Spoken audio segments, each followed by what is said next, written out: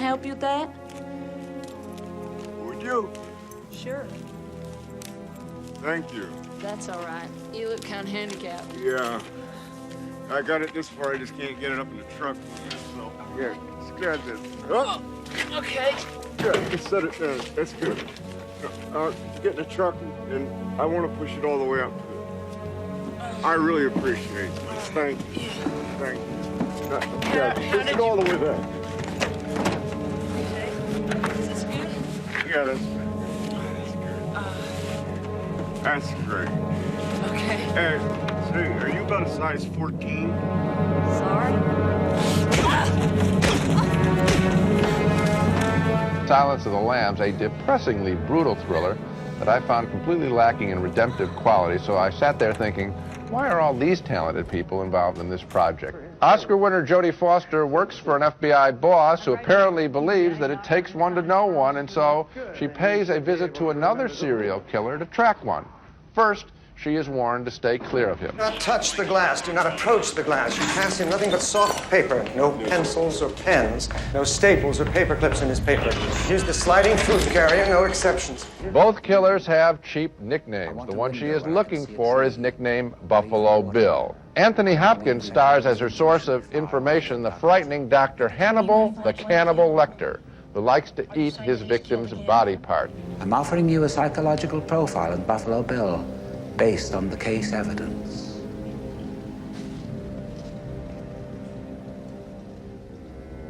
I'll help you catch him, Clarice.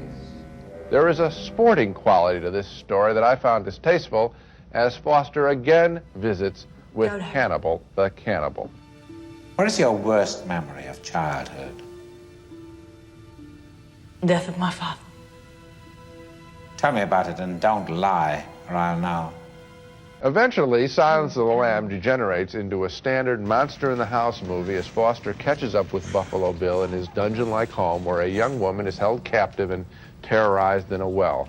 The horrors of female abuse are too much with us, I think, now to be trifled with anymore in the movies. We had this complaint about the picture involving Julia Roberts. I have it again here. I didn't learn a thing about serial killers from this movie.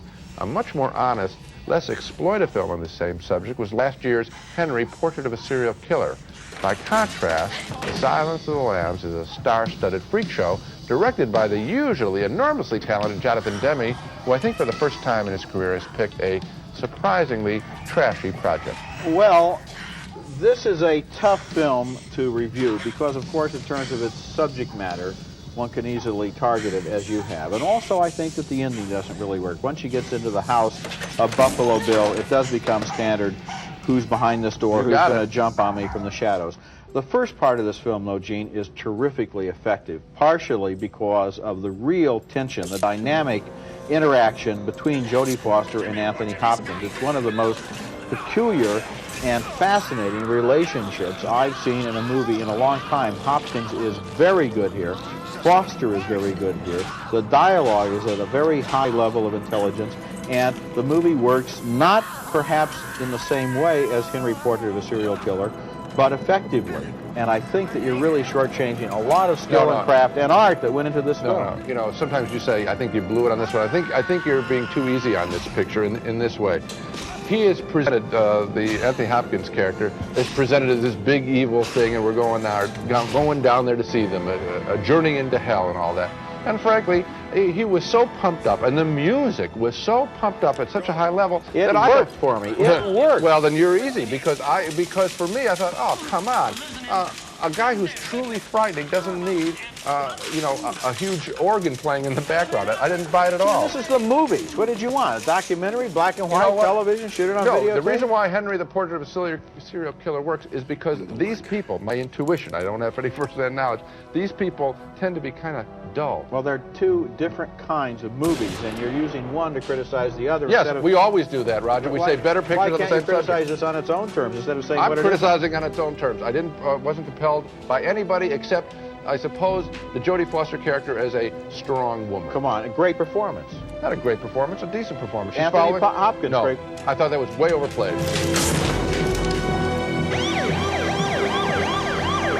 Memphis General, this is Medical Unit 26. We're inbound with a 50-year-old male police officer with severe facial lacerations, weapon unknown. We've got grand mal seizure activity, but he's post-ictal now. The vital signs are good. Pressure is 130 over 90. Yeah, that's right, 90. Pulse 84. We got him on lactated ringers running, and the patient is on 10 liters